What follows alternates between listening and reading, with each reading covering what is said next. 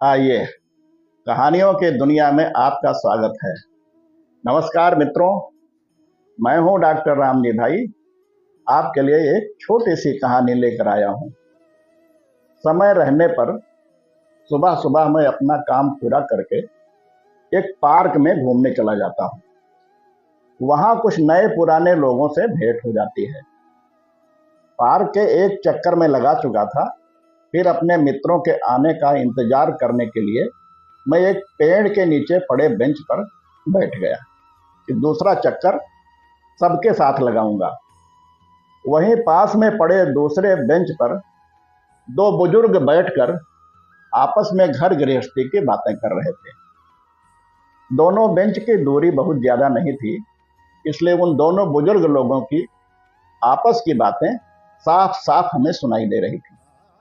बिना कुछ बोले मैं उनकी बातों को बड़े ध्यान से सुनने लगा। पहला बोला, यार मेरी एक पोती है, शादी के लायक हो गई है। यहीं लखनऊ विश्वविद्यालय से बीए किया है, नौकरी करती है, लंबी और सुंदर भी है। कोई लड़का नजर में आए तो बताना। दूसरा बुजुर्ग बोला, बताओ आपकी पोती को किस तरह का घर परिवार चाहिए। पहला बुजुर्ग बोला, कुछ खास नहीं चाहिए, बस लड़का एमए एमटेक किया हो, उसका अपना घर हो, कार हो, घर में एसी हो, नौकरी हो, अच्छी सैलरी, कम से कम 1 लाख रुपया तक तो हो ही, और अगर नौकरी ना हो तो अच्छा सा बड़ा सा जमा जमाया व्यापार हो। इतना सब हो तो बात बन जाएगी। दूसरे बुजुर्ग ने पूछा, बस इतना ही या और कुछ चाहिए। पहला बोला, हाँ, सबसे जरूरी बात यह है कि लड़का अकेला होना चाहिए, माँ बाप भाई बहन नहीं होने चाहिए। वो क्या है ना, परिवार में बाकी सब लोगों के रहने पर आपस में लड़ाई झगड़े बहुत होते हैं। यह सुनकर दूसरे बुजुर्ग की आंखें भर आईं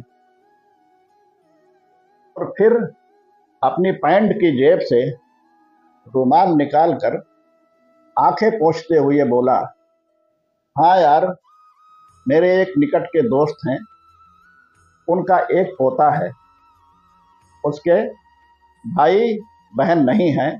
माँ बाप अभी कुछ दिन पहले कोरोना की महामारी में चल बसे।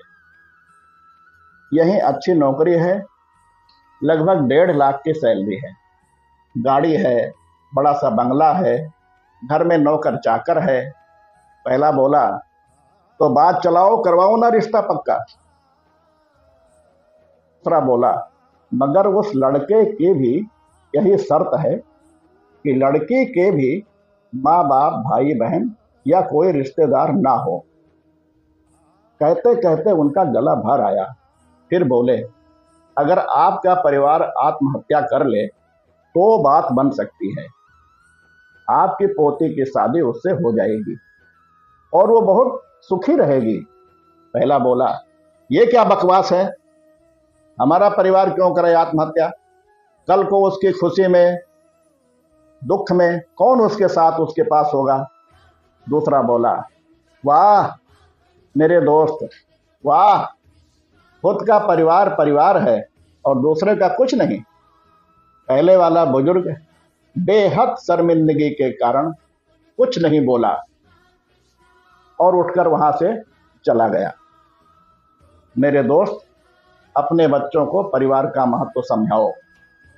घर के बड़े, घर के छोटे, सभी अपनों के लिए जरूरी होते हैं, वरना इंसान खुशियों का और गम का महत्व ही भूल जाएगा, जिंदगी नीरस बन जाएगी। ऐसी ही कहानी सुनने के लिए आप इस चैनल को लाइक, शेयर एवं सब्सक्राइब करें तथा घंटी अवश्य दबाएं। अगली भेंट होने तक सभी को नमस्कार।